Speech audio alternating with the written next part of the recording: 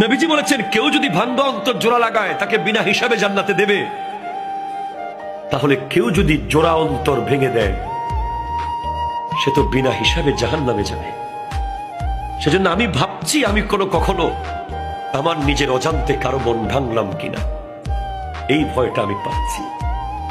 আজকে আমরা একটা সিএনজি ওয়ালাকে ঠাস করে থাপ্পড় মেরে দিই, এটা রিক্সাওয়ালার পট করে কলার ধরে ফেলি, এটা এতিমকে রাস্তাঘাটে ধরে ইনসাল্ট করি, একটা গরিব মানুষকে চেয়ার থেকে নামিয়ে দিই,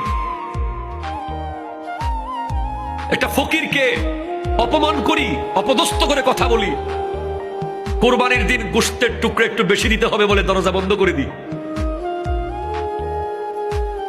কত অন্তর আমরা ভেঙে দিই, কতজনকে মায়ের বুক থেকে আজ চলে যেতে বাধ্য করেছি আমরা, কতজন শখের ব্যবসা প্রতিষ্ঠান ধ্বংস হয়ে গেছে, এখনো হয়েছে, তখনও হয়েছে, যখনই হয়েছে। যেখানেই যার অন্তর ভেঙেছেন, অন্তর ভাঙা এটা অনেক কঠিন একটা ভয়ঙ্কর গুনাহের কাজ।